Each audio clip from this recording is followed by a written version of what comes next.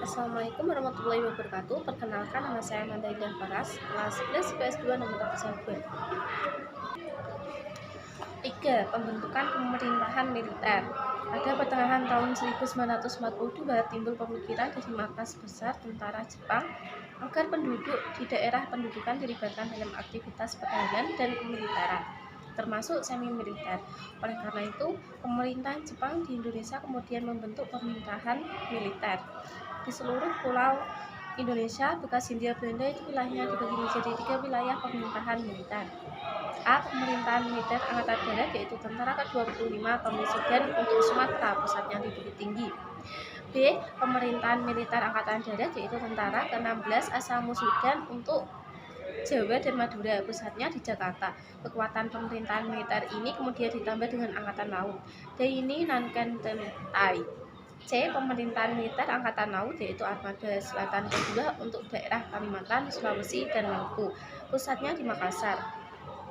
Pembagian administrasi wilayah pendudukan semacam itu tentu juga terkait dengan perbedaan kepentingan Jepang terhadap tiap-tiap daerah di Indonesia, baik dari segi militer maupun politik ekonomi.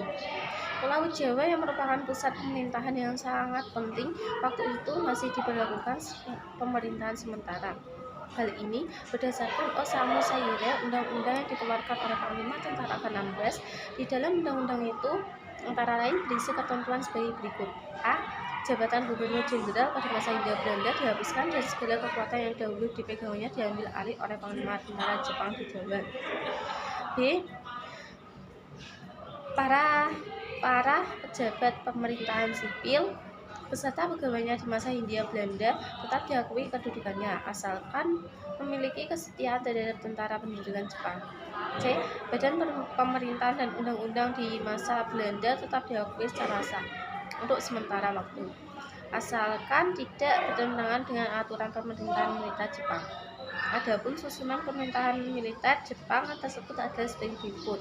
A. Gunseikan, Panglima Tentara, yang kemudian disebut dengan Seiko Shichikan, Panglima tertinggi sebagai puncak pimpinan. B. Gunseikan, Kepala Pemerintahan Militer, yang dirangkap oleh Kepala Staf. Kepala Staf yang pertama adalah Mayor Jenderal Seizaburo Okazaki.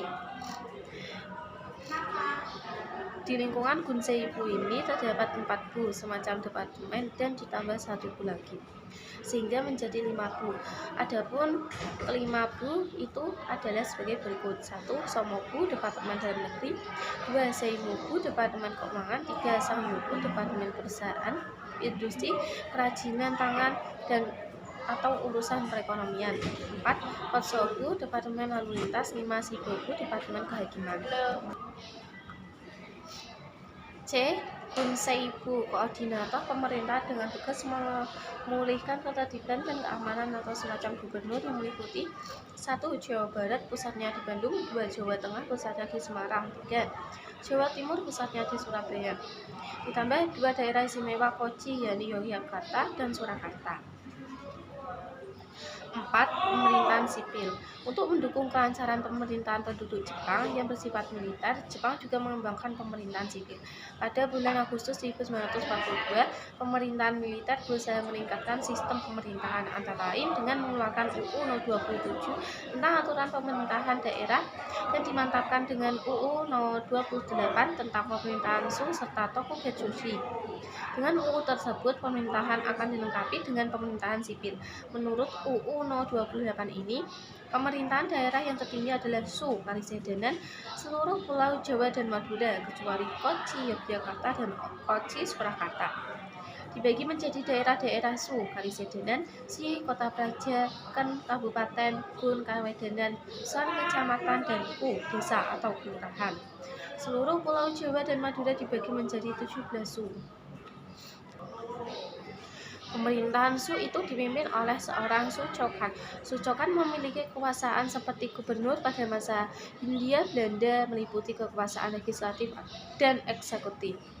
Dalam menjalankan pemerintahan, Shuchokan dibantu oleh Chokan Kanbo. Majelis Permusyawaratan Shu seperti Chokan Kanbo ini memiliki 3 bu bagian, yakni Nai Seibu, bagian pemerintahan umum, Kei Saigu bagian ekonomi, dan Kei Setsugu bagian kepolisian. Pemerintahan Jepang juga membentuk Tonarigumi yang pada masa sekarang ini kita kenal dengan rukun tetangga (RT). Tonarigumi ini digunakan untuk pemerintahan Jepang untuk mengawasi gerak-gerik rakyat agar dapat dipantau oleh masyarakat Jepang. B. Organisasi pergerakan massa pendudukan Jepang. Banyak organisasi yang dibentuk pada masa Jepang, sama seperti organisasi-organisasi pada umumnya, yaitu organisasi yang bersifat semi-militer dan militer. Zaman Belanda tidak ada organisasi pergerakan yang bersifat semi-militer. Berikut ini akan dipaparkan tentang perkembangan organisasi pergerakan di zaman pendudukan Jepang. Ada satu perkembangan yang berbeda apabila kita memahami perkembangan organisasi pergerakan antara zaman kolonial Belanda dengan era pendudukan Jepang. Pada masa kolonial Belanda, umumnya organisasi pergerakan yang muncul dan berkembang diprakarsai oleh para pejuang rakyat Indonesia. Tetapi pada zaman Jepang, banyak organisasi atau perkumpulan yang berdiri diprakarsai oleh Jepang. Sementara para tokoh Indonesia mencoba memanfaatkan organisasi itu untuk kepentingan perjuangan Jepang. Hal ini juga tampak berhubungan dengan perkembangan pandangan sikap para tokoh Indonesia dalam menghadapi pendudukan Jepang. Banyak di antara para tokoh Indonesia yang mencoba memanfaatkan masa pendudukan Jepang untuk melanjutkan perjuangan masa menuju kemerdekaan. Mereka mengambil sikap dan strategi bekerja sama dengan Jepang. Syahrir bergerak di bawah tanah dan mendapat dukungan dari tokoh-tokoh lain seperti Cito, Mangunkusumo, dan mantan anggota TNI baru, Amir Syarifuddin. Amir Syarifuddin dikenal sebagai sosok yang bersikap anti-Jepang.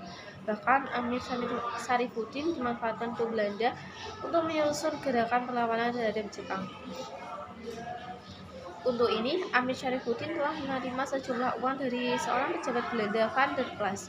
Sebagai imbalan, Amir Syarifuddin sebagai anggota PKI terikat dengan kebijakan Kominter yang menjalankan doktrin Dimitrov, yakni bekerja sama dengan kapitalitas untuk menghambat fasisme. Karena itu, Amir mau bekerja sama dengan Belanda kapitalis. 1. Organisasi yang bersifat sosial kemasyarakatan.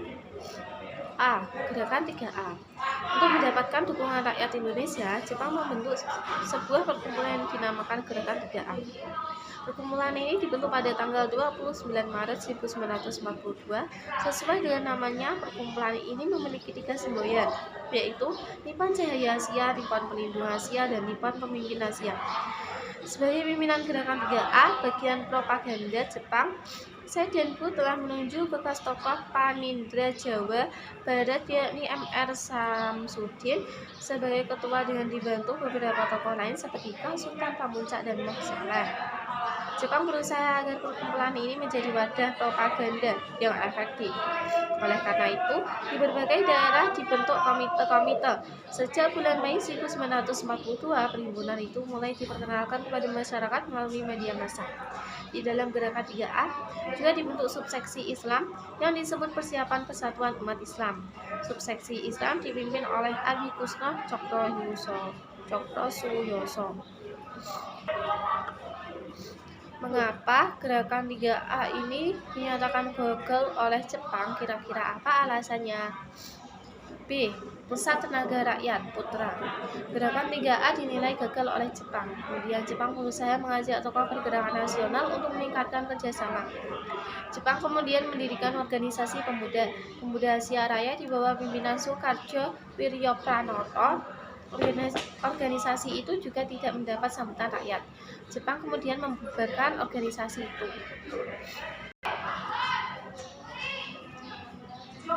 Dukungan rakyat terhadap Jepang memang tidak seperti awal kedatangannya. Hal ini terjadi karena sikap dan tindakan Jepang yang berubah. Seperti telah disinggung di depan, Jepang mulai melarang pengibaran bendera merah putih dan yang boleh dikibarkan hanya bendera Hinomaru serta mengganti lagu Indonesia Raya dengan lagu Kimi Gayo. Jepang mulai membiasakan mengganti kata-kata Banzai Selamat datang dengan Bakero Bodo. Masyarakat mulai tidak simpatis terhadap Jepang. Saudara tua tidak seperti yang mereka janjikan. Tujuan Putra adalah untuk membangun dan menghidupkan kembali segala sesuatu yang telah dihancurkan oleh Belanda. Menurut Jepang, Putra bertugas untuk memusatkan segala potensi masyarakat Indonesia guna membantu Jepang dalam perang. Di samping tugas di bidang propaganda, Putra juga bertugas memperbaiki bidang sosial ekonomi. Putra juga mempunyai beberapa penasehat yang berasal dari orang-orang Jepang. Mereka adalah S. Miyoshi, G. Taniguchi, Ichiro Yamasaki, dan Akiyama. C. Majelis Islam A'la Indonesia MIAI dan Majelis Syura Muslimin Masyumi. Berbeda dengan pemerintahan Hindia Belanda yang cenderung anti terhadap umat Islam, Jepang lebih ingin bersahabat dengan umat Islam di Indonesia. Jepang sangat memerlukan kekuatan Islam untuk membantu melawan sekutu. Oleh karena itu, sebuah organisasi Islam MIAI yang cukup berpengaruh pada masa pemerintahan kolonial Belanda mulai dihidupkan kembali oleh pemerintahan kedudukan Jepang. Pada tanggal 4 September 1942, MIAI diizinkan aktif kembali. Dengan demikian, MIAI diharapkan segera dapat digerakkan sehingga umat Islam di Indonesia dapat dimobilisasi untuk keperluan perang. MIAI senantiasa menjadi organisasi pergerakan yang cukup diperhitungkan dalam perjuangan membangun kesatuan dan kesejahteraan umat. Semua yang terkenal adalah berpegang teguhlah kamu sekalian pada tali Allah dan janganlah berpecah belah. Dengan demikian, pada masa pendudukan Jepang, MIAI berkembang baik. Kantor pusatnya semula di Surabaya, kemudian pindah ke Jakarta. Adapun tugas dan tujuan MIAI waktu itu adalah sebagai berikut. 1. Menempatkan umat Islam pada kedudukan yang layak dalam masyarakat Indonesia. 2. Mengharmoniskan Islam dengan tuntutan perkembangan zaman. 3. Ikut membantu Jepang dalam Perang Asia Timur. Untuk merealisasikan tujuan dan melaksanakan tugas itu, MIAI membuat program yang lebih menitik beratkan pada program-program yang bersifat sosial religius. Secara khusus, program-program itu akan diwujudkan melalui rencana sebagai berikut. 1. Pembangunan Masjid Agung di Jakarta. 2. Mendirikan universitas. 3. Membentuk Baitul Mal. Ketua Masyumi ini adalah Hasyim Asy'ari dan wakil ketuanya dijabat oleh Mas Mansur dan Wahid Hasyim. Orang yang diangkat menjadi penasehat dalam organisasi ini adalah Ki Bagus Hadi Kusumo dan Abdul Wahab. Masyumi sebagai induk organisasi Islam. Anggotanya sebagian besar dari para ulama. Dengan kata lain, para ulama dilibatkan dalam kegiatan pergerakan politik. D. Jawa Hokokai. Tahun 1944, situasi Jepang Asia Timur Raya mulai berbalik. Tentara sekutu dapat mengalahkan tentara Jepang di berbagai tempat. Hal ini menyebabkan kedudukan Jepang di Indonesia semakin mengkhawatirkan. Oleh karena itu, Panglima Tentara ke-16 Jenderal Kumai Kichi Harada membentuk organisasi baru yang diberi nama Jawa Hokokai, Himpunan Kebaktian Jawa. Untuk menghadapi situasi yang perang tersebut, Jepang membutuhkan persatuan dan semangat genap rakyat baik lahir maupun batin. Rakyat diharapkan memberikan dharma baktinya terhadap pemerintahan demi kemenangan perang. Kebaktian yang dimaksud memuat 3 hal. 1. Pengorbanan diri. 2. Mempertebal persaudaraan. 3. Melaksanakan suatu tindakan dengan bukti. Adapun program-program kegiatan Jawa Hokokai sebagai berikut. 1. Melaksanakan segala tindakan dengan nyata dan ikhlas demi pemerintahan Jepang. 2. Memimpin rakyat untuk mengembangkan tenaganya berdasarkan semangat persaudaraan. 3. Memperkokoh pembelaan tanah air. 2. Organisasi semi-militer. Sesuatu dengan sifat pemerintahan militer, Jepang berusaha mengembangkan organisasi militer. Namun, untuk memperkuat pemerintahan Jepang juga mengembangkan organisasi semi-militer dan pengerahan para pemuda yang kuat fisiknya. A. Pengarahan tenaga pemuda. Kelompok pemuda memegang peranan penting di Indonesia. apalagi melihat jumlahnya yang cukup besar. Menurut penilaian Jepang, para pemuda apalagi yang tinggal di daerah pedesaan belum terpengaruh oleh alam pikiran barat. Mereka secara fisik cukup kuat, semangat, dan pemberani. Oleh karena itu, perlu dikerahkan untuk membantu memperkuat posisi Jepang dalam menghadapi perang. Berdasarkan pertimbangan-pertimbangan tersebut, maka para pemuda dijadikan sasaran utama bagi propaganda Jepang. B. Organisasi Seinandan Corps. Pemuda adalah organisasi para pemuda yang berusia 14 sampai 22 tahun.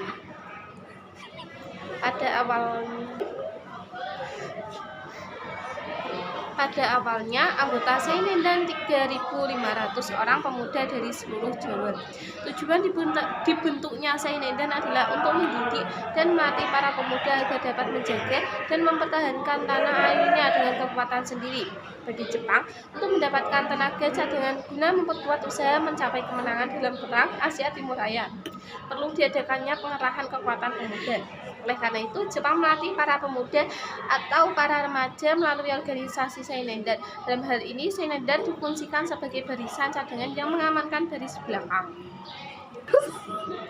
Untuk memperbanyak jumlah Seinendan, Jepang juga menggerakkan Seinendan bagian putri yang disebut Joshi Seinendan. Sampai pada masa akhir pendudukan Jepang, jumlah Seinendan itu mencapai sekitar 500.000 pemuda. Tokoh-tokoh Indonesia yang pernah menjadi anggota Seinendan antara lain Soekarni dan Latif Hendraningrat. C. Keibodan. Organisasi Keibodan Corps Kewaspadaan merupakan organisasi semi-militer yang anggotanya para pemuda yang berusia antara 25 sampai 35 tahun. Organisasi Seinendan dan Keibodan dibentuk di daerah-daerah seluruh Indonesia. Meskipun namanya berbeda-beda, misalnya di Sumatera disebut Bagodan dan di Kalimantan disebut Borneo Konan Kokobudan. D. Barisan Pelopor. Pada pertengahan tahun 1944 diadakan rapat Chuao Caingin Dewan Pertimbangan Pusat. Salah satu keputusan rapat tersebut adalah merumuskan cara untuk membunuhkan keinfasan dan kesadaran yang mendalam di kalangan rakyat untuk memenuhi kewajiban dan kewajiban persaudaraan untuk seluruh rakyat dalam rangka mempertahankan tanah airnya dari serangan musuh. Sebagai wujud konkret dari kesimpulan rapat itu, maka tanggal 1 November 1944 Jepang membentuk organisasi baru yang dinamakan Barisan Pelopor. Melalui organisasi ini diharapkan adanya kesadaran rakyat untuk berkembang, sehingga siap untuk membantu Jepang dalam mempertahankan Indonesia. Hizbullah. Pada tanggal 7 September 1944 PM Jepang, Kaiso mengeluarkan janji tentang kemerdekaan untuk Indonesia.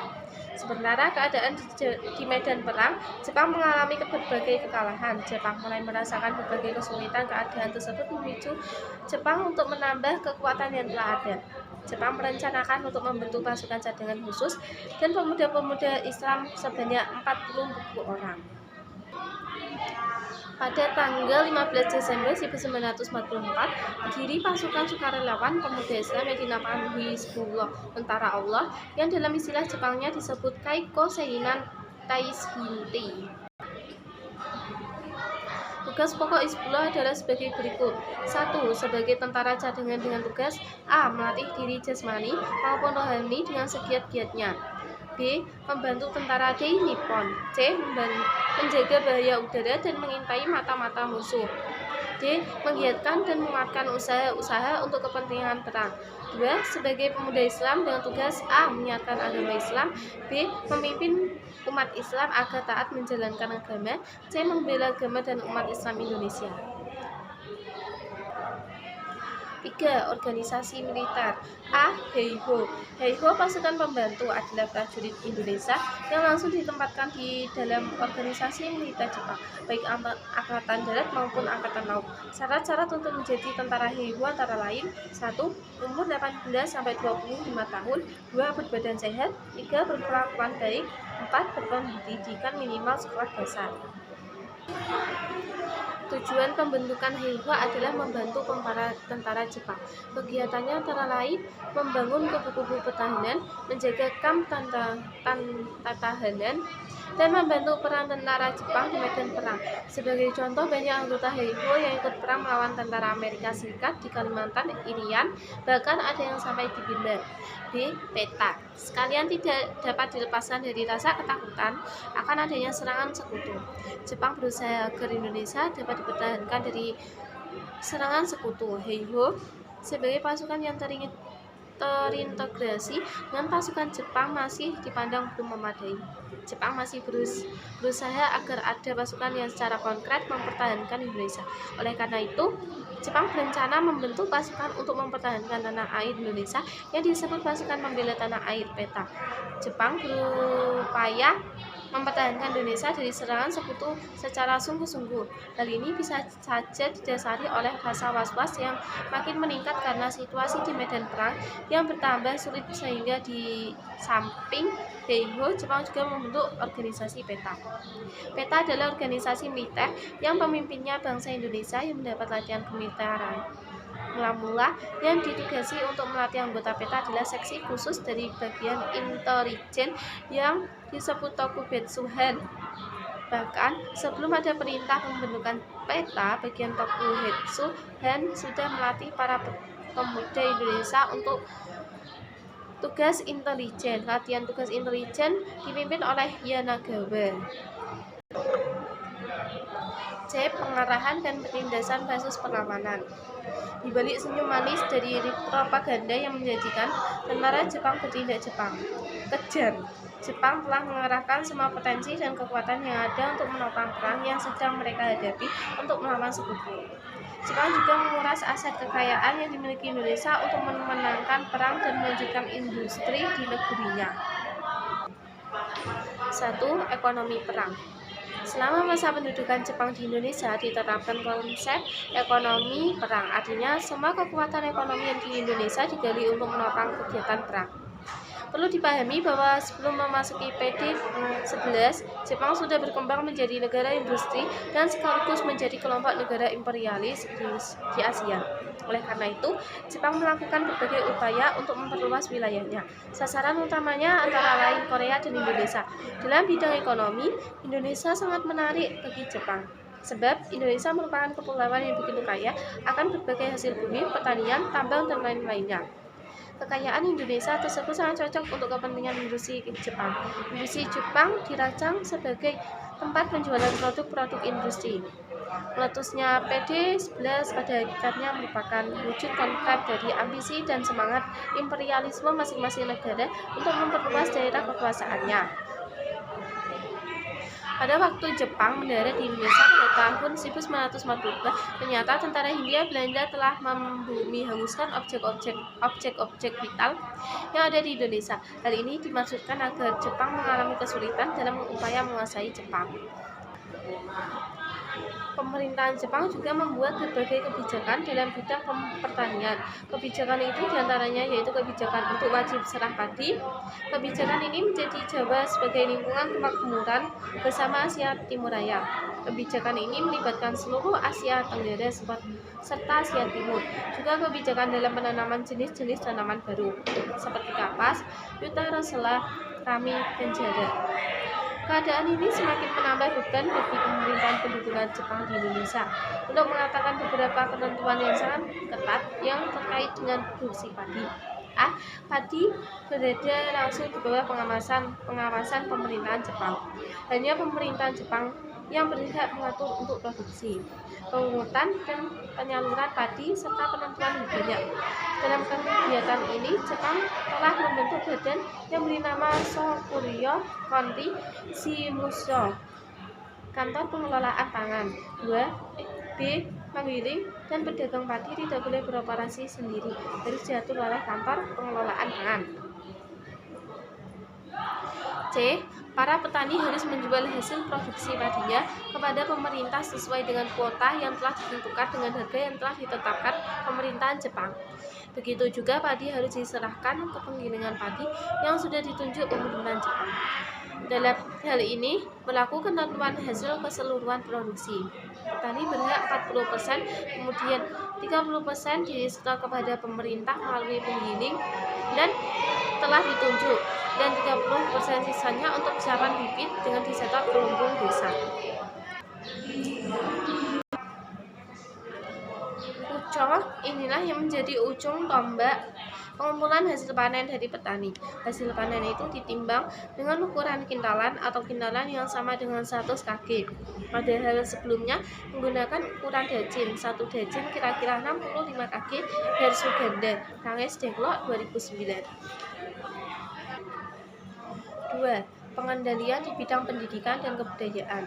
Pemerintahan Jepang mulai membatasi kegiatan pendidikan. Jumlah sekolah juga dikurangi secara drastis.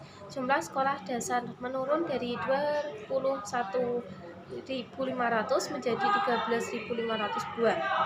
Sekolah lanjutan menurun dari 850 menjadi 22. Kegiatan perguruan tinggi boleh dikatakan macet. Jumlah murid sekolah dasar menurun 30% dan jumlah siswa sekolah lanjutan merosot sampai 90%.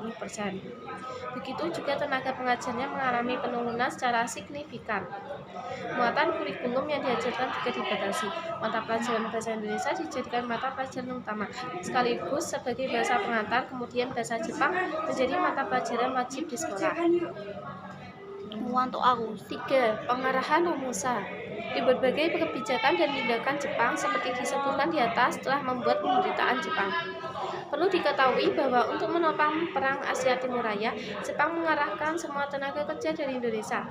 Tenaga kerja inilah yang kemudian kita kenal dengan Romusa. Mereka dipekerjakan di lingkungan terbuka, misalnya di lingkungan pembangunan kupu-kupu pertahanan, jalan raya, lapangan udara. Pada awalnya, tenaga kerja dikerahkan di Pulau Jawa yang padat penduduknya. Kemudian, di kota-kota dibentuk barisan Romusa sebagai sarana propaganda. Desa-desa diwajibkan untuk menyiapkan sejumlah tenaga Romusa. Panitia pengarahan tersebut disebut Romugyokai yang ada di setiap daerah. Rakyat Indonesia menjadi Romusa itu diperlakukan dengan tidak senonoh. Tanpa mengenal peri kemanusiaan, mereka dipaksa bekerja sejak pagi hari sampai petang, tanpa makan dan pelayanan yang cukup. Padahal mereka melakukan pekerjaan kasar yang sangat memerlukan banyak asupan makanan dan istirahat. Mereka hanya dapat beristirahat pada malam hari. Kesehatan mereka tidak terurus, tidak jarang di antara mereka jatuh sakit bahkan mati kelaparan. Untuk menutupi kekejamannya dan agar rakyat merasa tidak dirugikan, sejak tahun 1943 Jepang melancarkannya kampanye dan propaganda untuk menarik rakyat agar mau berangkat kerja sebagai Romusa. Untuk mengambil hati rakyat, Jepang mengambil julukan mereka yang menjadi Romusa itu sebagai pejuang ekonomi atau pahlawan pekerja. Para Romusa itu diibaratkan sebagai orang-orang yang sedang menunaikan tugas sucinya untuk memenangkan perang dalam Perang Asia Timur Raya. Pada periode itu, sudah sekitar 300.000 tenaga Romusa dikirim ke luar Jawa, bahkan sampai ke luar negeri seperti di Burma, Guangdong, Vietnam, Sarawak, dan Malaya. Sebagian besar dari mereka ada yang kembali ke daerah asal. Ada yang tetap tinggal di tempat kerja, tetapi kebanyakan mereka mati di tempat kerja.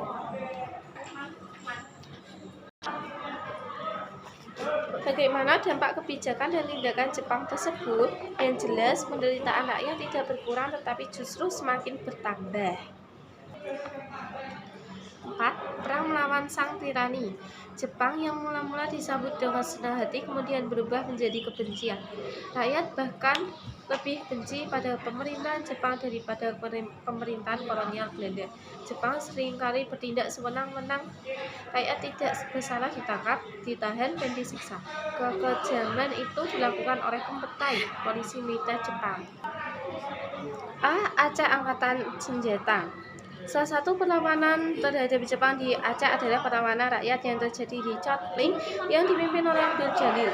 Abdul Jalil adalah seorang ulama muda, guru mengaji di daerah Chotling, Provinsi Aceh. Karena melihat kekejaman dan kesewenangan pemerintahan pendudukan Jepang terutama terhadap Romusa, maka rakyat Chotling melancarkan perlawanan. Abdul Jalil memimpin rakyat Chotling untuk melawan tindak penindasan dan kekejaman yang dilakukan pendudukan Jepang.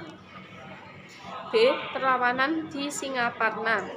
Singaparna merupakan salah satu daerah di wilayah Jawa Barat yang rakyatnya dikenal sangat religius dan memiliki jiwa patriotik. Rakyat Singaparna sangat anti terhadap dominasi asing. Oleh karena itu, rakyat Singaparna sangat benci terhadap pendudukan Jepang. Apalagi ketika mengetahui perilaku pemerintahan Jepang yang sangat kejam. Kebijakan-kebijakan Jepang yang diterapkan dalam kehidupan masyarakat banyak yang tidak sesuai dengan ajaran Islam. Ajaran yang banyak dianut oleh masyarakat Singaparna atas dasar pandangan dan ajaran Islam, rakyat Singaparna melakukan perlawanan terhadap pemerintahan Jepang. Perlawanan itu juga dilatar belakangi oleh kehidupan rakyat yang semakin menderita. C. Perlawanan di Indramayu. Perlawanan terhadap kekejaman Jepang juga terjadi di daerah Indramayu. Latar belakang dan sebab-sebab perlawanan itu tidak jauh berbeda dengan apa yang terjadi di Singaparna. Para petani dan rakyat Indramayu pada umumnya hidup sangat sengsara. Jepang telah bertindak semena-mena terhadap para petani Indramayu. Mereka harus menyerahkan sebagian besar hasil padinya kepada Jepang. Tentu kebijakan ini sangat menyengsarakan rakyat. Begitu juga kebijakan untuk mengerahkan tenaga Romusa juga terjadi di Indramayu, sehingga semakin membuat rakyat menderita. D. Rakyat Kalimantan angkat senjata. Perlawanan rakyat terhadap kekejaman Jepang terjadi di banyak tempat. Begitu juga di Kalimantan terjadi peristiwa yang hampir sama dengan yang terjadi di Jawa dan di Sumatera. E. Perlawanan rakyat Irian Barat. Pada masa pendudukan Jepang, penderitaan juga dialami oleh rakyat di Irian Barat. Mereka mendapat pukulan dan penganiayaan yang sering di luar batas kemanusiaan. Oleh karena itu, wajar jika kemudian mereka melancarkan perlawanan terhadap Jepang. Gerakan perlawanan yang terkenal di Papua adalah gerakan Koreri yang berpusat di Biak dengan pimpinannya bernama L. Rumkoram. Biak merupakan pusat pergolakan untuk melawan pendudukan Jepang. Rakyat Irian memiliki semangat juang pantang menyerah sekalipun Jepang sangat kuat, sedangkan rakyat hanya menggunakan senjata seadanya. A. Peta di Blitar angkat senjata. Pada masa pendudukan Jepang, penderitaan rakyat sangat berat. Tidak ada sedikit pun dari pemerintahan pendudukan Jepang yang memikirkan kehidupan rakyat yang diperintahnya. Yang ada pada benak Jepang adalah memenangkan perang dan upaya mempertahankan Indonesia dari serangan sekutu. Namun, justru rakyat yang dikorbankan. Rakyat menjadi semakin menderita. Penderitaan demi penderitaan ini mulai terlintas di benak Supriyadi, seorang Sodan Coweta. Tumbuhlah semangat dan kesadaran nasional sehingga timbul rencana untuk melakukan perlawanan terhadap Jepang. D. Drama anti sang tirani. Apakah yang terlintas dalam pikiranmu ketika kamu menanyakan alamat seseorang? Tentu saja kamu akan menanyakan di jalan apa, di rukun tetangga, RT, dan rukun warga RW. Berapakah orang tersebut tinggal? Dengan mengetahui lokasi RT dan RW akan mempermudah untuk menemukan alamat yang sedang dicarinya. 1. Akibat pendudukan Jepang di Indonesia. Pendudukan Jepang di Indonesia membawa dampak pada kehidupan masyarakat Indonesia, baik di bidang politik, ekonomi, sosial, budaya, maupun bidang birokrasi dan militer. A. Bidang politik. Dalam bidang politik, Jepang melakukan kebijakan dengan melarang penggunaan bahasa Belanda dan mewajibkan penggunaan bahasa Jepang. Struktur pemerintahan disebut dengan keinginan Jepang, misalnya desa dengan ku, kecamatan dengan so, kawedena dengan gun, kota praja dengan si, kabupaten dengan ken, dan kalisedena dengan su. Setiap upacara bendera dilakukan penghormatan ke arah Tokyo dengan membungkukkan badan 90 derajat yang ditunjuk pada Kaisar Jepang Tenno Heihei. B. Keadaan sosial, budaya, dan ekonomi. Guna membiayai perang Pasifik, Jepang mengerahkan semua tenaga kerja dari Indonesia. Mereka dikerahkan untuk membuat benteng-benteng pertahanan. Mula-mula tenaga kerja dikerahkan dari Pulau Jawa yang padat penduduknya. Kemudian di kota-kota dibentuk barisan Romusa sebagai sarana propaganda. Propaganda yang kuat itu menarik pemuda-pemuda untuk bergabung dengan sukarela. Pengerahan tenaga kerja yang mulanya sukarela lama-lama menjadi paksaan. Desa-desa diwajibkan untuk menyiapkan sejumlah tenaga Romusa. Panitia pengerahan disebut dengan Romuk Yokai yang ada di setiap daerah. pemerintah. C. Pendidikan. Pada masa pendudukan Jepang, keahlian pendidikan di Indonesia semakin memburuk. Pendidikan tingkat dasar hanya satu, yaitu pendidikan 6 tahun. Hal itu sebagai politik Jepang untuk memudahkan pengawasan. Para pelajar wajib mempelajari bahasa Jepang. Mereka juga harus mempelajari adat istiadat Jepang dan lagu kebangsaan Jepang Kimigayo, serta gerak badan sebelum pelajaran dimulai. Bahasa Indonesia mulai digunakan sebagai bahasa pengantar di semua sekolah yang dianggap sebagai mata pelajaran wajib. D. Birokrasi dan militer.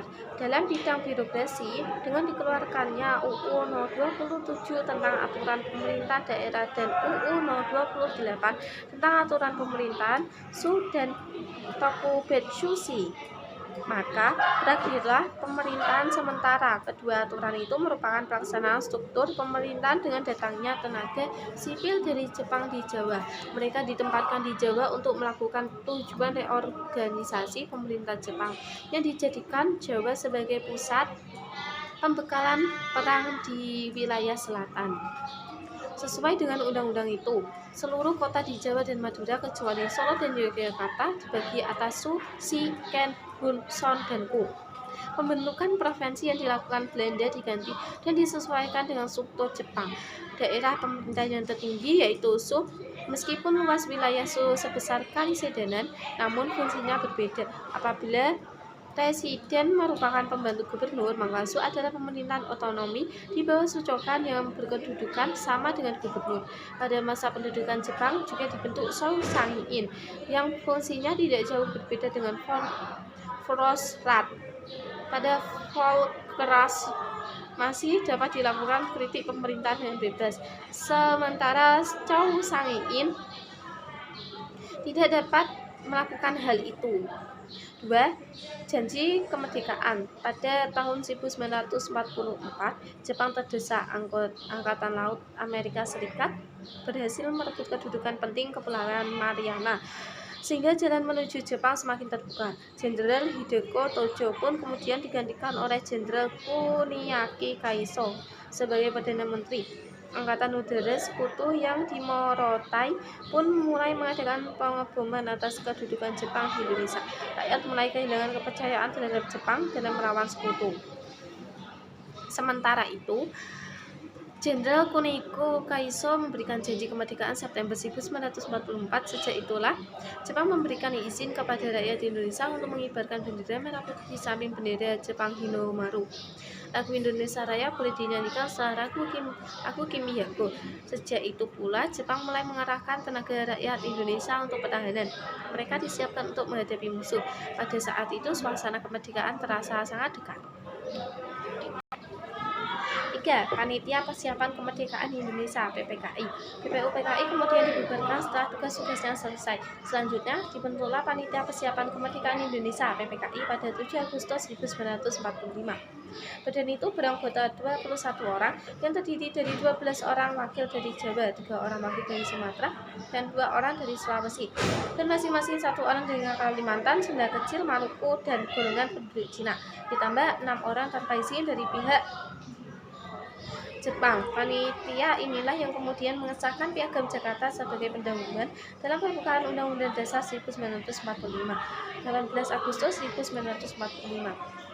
Terima kasih. Wassalamualaikum warahmatullahi wabarakatuh.